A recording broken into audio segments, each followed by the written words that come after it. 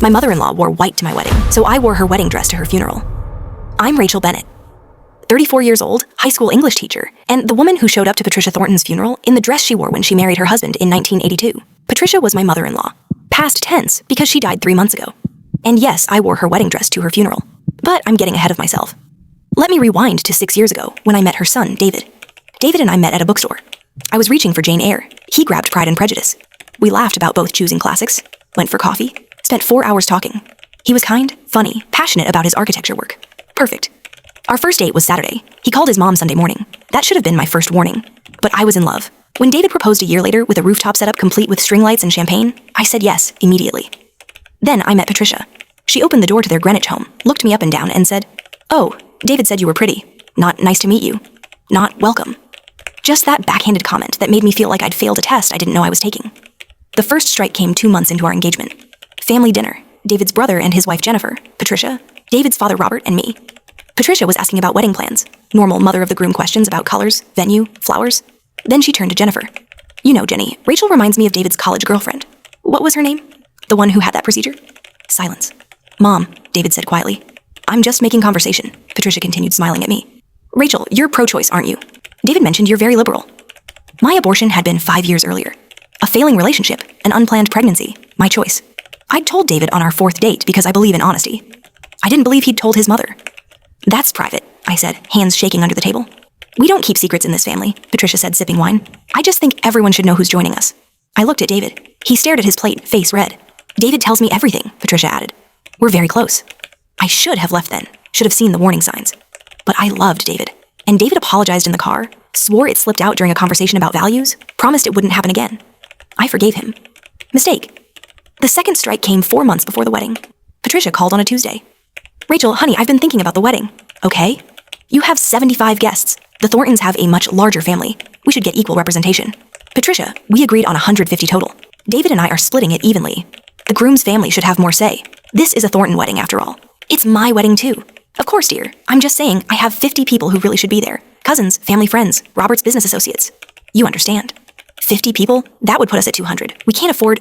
"Don't worry about cost. We're paying for the rehearsal dinner. You can accommodate our guests." I took a breath. "The rehearsal dinner costs $3,000. Our wedding costs $40,000. We're paying ourselves." "Well, that's your choice. If you'd accepted our help, you could afford a bigger venue." We'd declined their help because it came with strings. Patricia had offered $20,000, as long as we have input on the venue, menu, and photographer. "I'll talk to David," I said. "You do that, honey." David tried to play peacemaker. "Maybe we can cut some people from your side? Your college friends?" "My college friends who've been my best friends for 10 years? Mom really wants this, Rachel." "Your mom wants everything, David." We compromised. I cut 10 people. Patricia added 25 of hers. I swallowed my frustration and focused on my dress, my flowers, my vows. I thought the worst was over. Then came the wedding day. Everything was perfect. The venue, a botanical garden in full bloom. The weather, sunny and warm. My dress, a simple A-line with lace sleeves that made me feel beautiful. I was in the bridal suite when my mother came in, face pale. "Rachel, honey, I need to tell you something." "What's wrong?" "Patricia is here, she's wearing white." I laughed. "That's not funny, Mom." "I'm not joking." I walked to the door, looked toward the main hall. There was Patricia, in a white dress. Not cream, not ivory, white, wedding, white. A full-length white lace dress with a sweetheart neckline and a small train. She'd added a white fascinator with netting that looked like a veil. She looked like a bride from the 50s. "Oh my God," my maid of honor whispered. I stood there, frozen. Guests were staring. Patricia was smiling, greeting people, completely unbothered. "I'm going to kill her," my maid of honor said. "Get David," I said quietly. 5 minutes later, David appeared. His face was red. "Rachel, I'm so sorry." "Did you know?" "No, I saw her this morning in Navy. She must have changed."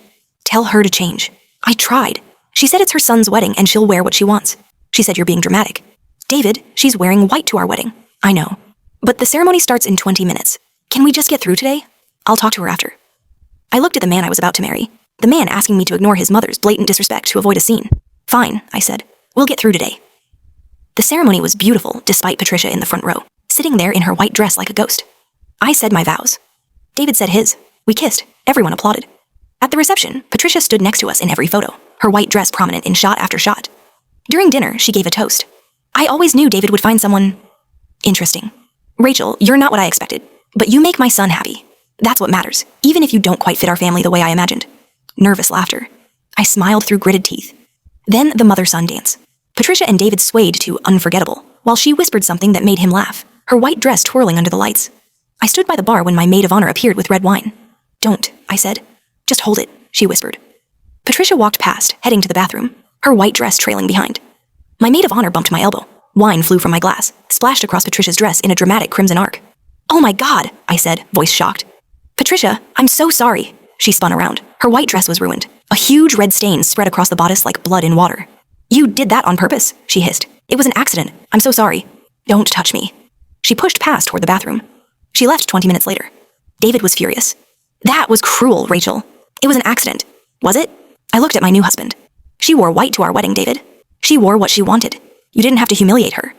We drove home in silence. In our apartment, David poured himself whiskey. I know she's awful, he said finally, not looking at me. Then why didn't you stop her? Stop her from what? Wearing a dress? From wearing white to our wedding. From making my day about her. He turned. His eyes were tired. She's my mother, Rachel. She raised me alone after Dad's accident. She sacrificed everything. I can't just... You can't stand up for your wife? I'm trying to keep everyone happy. By making me miserable? He didn't answer. Just drank his whiskey and stared out the window. That's when I understood. David wasn't choosing his mother over me. He was too weak to choose anyone. He wanted peace at any cost, even if it meant I paid the price. We didn't speak the rest of the night. Our marriage was rocky after that. David never quite forgave me for the wine. Patricia never forgave me for existing. Sunday dinners became torture sessions. One dinner, 3 years into our marriage, still haunts me. Patricia had made pot roast. We sat around the table, David, Robert, Patricia, and me. So, Rachel, Patricia said, cutting her meat. Still no grandchildren? We're trying, I said quietly. Trying. She smiled. You know, Jennifer got pregnant within 6 months, but then she takes care of herself. David stared at his plate. Maybe if you lost some weight, dear, Patricia continued. David always liked thin girls. Remember that girlfriend from college, the blonde one? So petite. I set down my fork. My hands were shaking. Mom, David said weakly. I'm just trying to help. A man has needs, Rachel. You can't expect him to stay interested if you let yourself go. I looked at David, waiting for him to defend me, to tell his mother she'd crossed a line. He cut his pot roast. Can we talk about something else? That's when I knew. He would never choose me over her. We survived, found our rhythm, but it meant swallowing humiliation every Sunday, smiling through Patricia's comments, and slowly dying inside. 5 years later, Patricia got sick. Pancreatic cancer. Stage 4, 6 months, the doctor said. She lasted 3. I tried to be supportive. Visited the hospital, brought flowers, held David while he cried. Despite everything, I didn't want her to suffer. The day before she died, she asked to see me alone. I sat by her hospital bed. She looked small, fragile. Rachel, she whispered, I'm here. I never liked you. I blinked. I know. You were never good enough for my son. Patricia, but David loves you, so I suppose that's what matters. Not an apology, not even close, but something. She died the next morning. The funeral was 3 days later. David was devastated. I helped plan everything, the service, flowers, reception. I did what a good wife does. The night before the funeral, we were at Patricia and Robert's house sorting her things. Robert asked us to pick an outfit for her burial. I was in the closet when I found it. Her wedding dress, from 1982. Ivory lace, long sleeves, full skirt, carefully preserved in a garment bag. I stood there holding it, thinking about the woman who wore this 40 years ago. The woman who wore white to mine. Rachel, David called from downstairs. Find something? An idea formed. Terrible. Petty. Perfect. Yeah, I called back. I found something. The next morning I got dressed. David was already gone to the funeral home. I opened my closet. Patricia's wedding dress hung inside. I put it on. It fit perfectly. I arrived 20 minutes before the service. David was in the lobby. He turned when I walked in. His face went white. Rachel, what are you wearing? Your mother's wedding dress. Take it off. She wore white to my wedding. I'm wearing white to hers. This is her funeral. I know. She got to be the bride at my wedding. I get to be the bride at hers. You can't do this. I walked past him into the chapel. Heads turned. People stared. Whispers rippled through the room. I took my seat in the front row. Robert stared at me. Rachel, what? Patricia always wanted to be the center of attention, I said calmly. I thought I'd honor that. The service was excruciating. David wouldn't look at me. His family glared. People whispered. But not everyone was horrified. Halfway through the eulogy, David's Aunt Clara stood up. She looked at me, nodded once, and walked out. Not in disgust, in solidarity. Behind me, someone whispered, good for her. Jennifer, David's brother's wife, sat 2 rows back. When I glanced at her, she covered her smile with her hand. Her eyes said everything, finally. Someone did it. A woman I didn't know leaned toward her friend. Patricia wore white to her wedding, she hissed. I heard all about it. Karma, the friend whispered back. The minister droned on about Patricia's devotion to family, her generous spirit, her loving nature. Half the room knew it was bullshit. The other half was learning it now. I sat there in Patricia's wedding dress, thinking about every insult, every comment, every boundary she'd trampled. Not just mine, everyone's.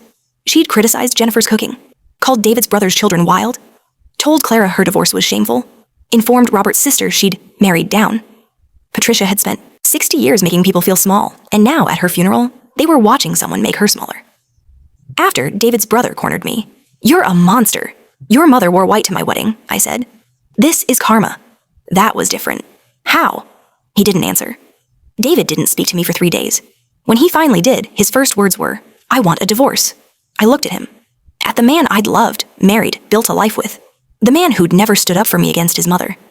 "Okay," I said. We separated 2 weeks later. Divorced 6 months after that. Now I'm in my apartment, drinking coffee in sweatpants. The wedding dress, Patricia's dress, hangs in my closet. I'll donate it eventually. But every time I see it, I smile. Patricia wore white to my wedding. I wore white to hers. That's not revenge. That's poetry. The divorce hurt. Losing David hurt. But standing in that chapel, watching people realize I was done being the bigger person, that felt like finally taking back my own wedding day. Walking away isn't always quiet. Sometimes it's loud. Sometimes it's wearing a dead woman's wedding dress to her funeral and watching everyone realize you're done apologizing for existing. Patricia taught me that some battles aren't worth fighting with silence. So I fought with lace and ivory, and the satisfaction of knowing that at her own funeral, people weren't talking about her devotion or her generosity. They were talking about what she'd done to me. And honestly, I've never felt more free. Tell me, have you ever dealt with a toxic in-law who crossed every line? What would you have done?